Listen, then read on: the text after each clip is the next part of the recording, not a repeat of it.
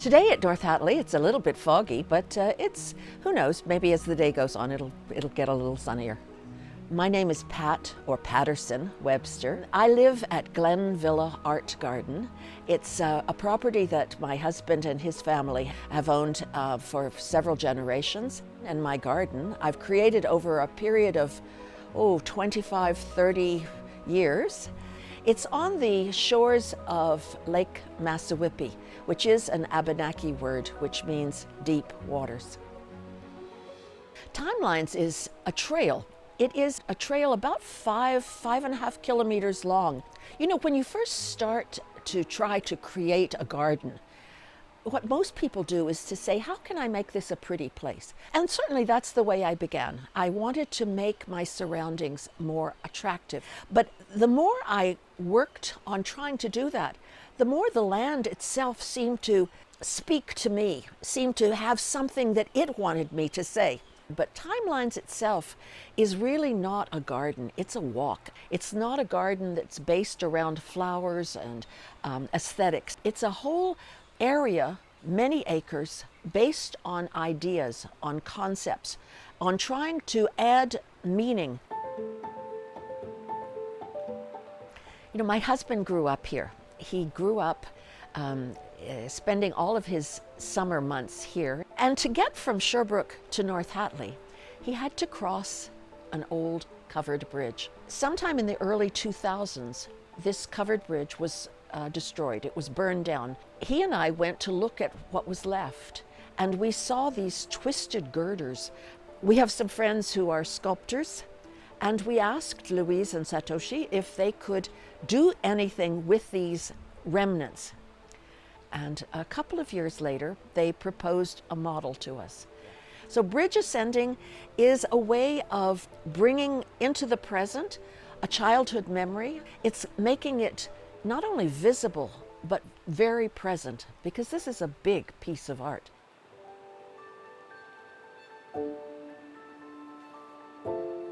When we first moved here, our children were young, and I wanted more than anything, I wanted my children and my grandchildren to know the land, to explore all of it. So you start off, I think, by saying, okay, what can I do that will draw someone? What will make them want to go to a place? There was a section in one of the farm fields that was wet. Nobody went there. There was no reason to go there, but because it was wet, I knew that if we made a pond, it would be an attraction.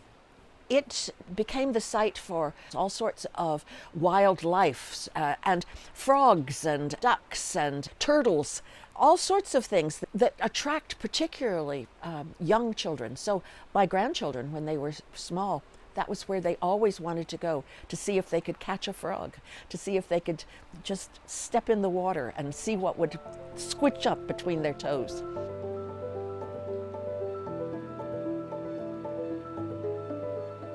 The farm field near the skating pond became the site for an installation that I call Abanaki walking. You know, the Abanaki believed that human beings were created from the ash tree.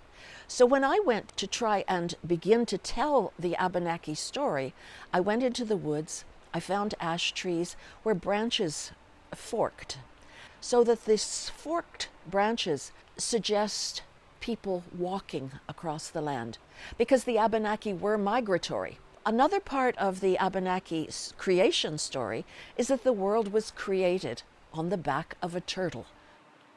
I found a stone that had a rough texture like the shell of a turtle, created a big turtle, and on the top of it have a little piece of earth where every year or two we plant a small evergreen tree.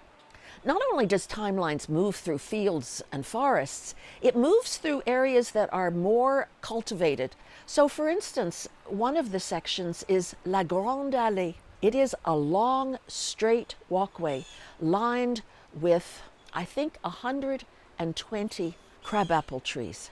I suppose you could say that the grande allée is a horticultural extravaganza, because it is extravagant. When these trees bloom in the spring, it is truly magnificent.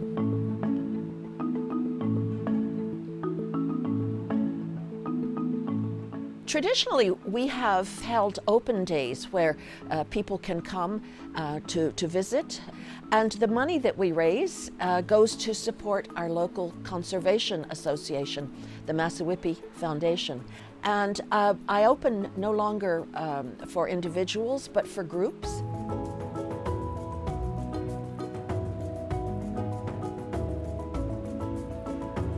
At the end of La Grande Allée, there is a tiny chair. And when you stand and look way over in the distance, you see a giant version of the same thing. And in between, the word perspective. It goes perspective, perspective. To me, this is one of the truly significant parts of timelines. I really believe that what we see depends on who we are. It depends on where we stand. And these perspective signs, I think, make that clear. They do something else. They add a touch of humor because, you know, a garden needs to have a kind of humorous energy that's part of it. To get to that giant chair, you pass through a farm field. Along the path are tall columns. The first one names the section. It is "The Past Looms Large."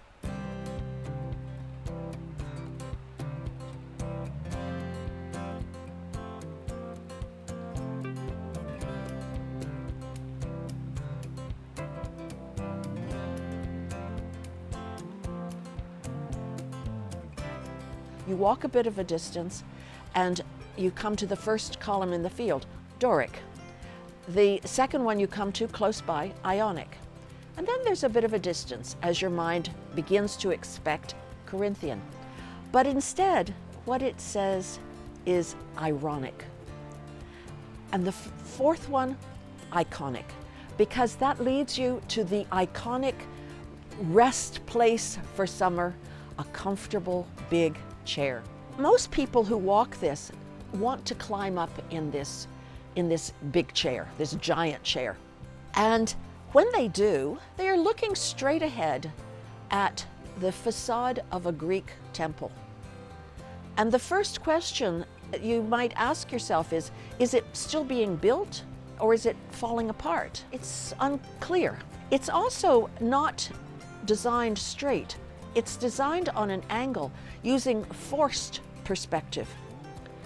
So the idea of perspective and the idea of the unexpected elements come through again. I've always been a walker, and walking through the woods for years and years and years, I saw one of these rock outcroppings. It was a large stone that was just there. It is now part of timelines, part of a section of timelines called Continuum. Continuum itself is an idea that things change, they are transformed, but at some level, in some way, they remain what they are and who they are.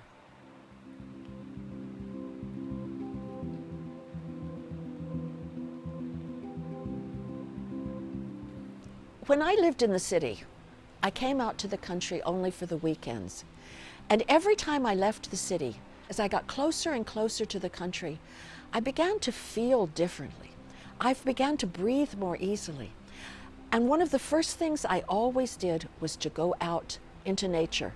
And all of a sudden, I began to feel better. When you are outside, when you're part of the world that is there, a natural world, you become healthier. You are healthier. Even looking out of a window at a hospital, if there's a garden setting there, the patients are better. They're better off. So the act of gardening is healthy not only for you physically, but it's very healthy for you mentally. I think about the way in which individuals, through their own actions, have the opportunity to make some small difference.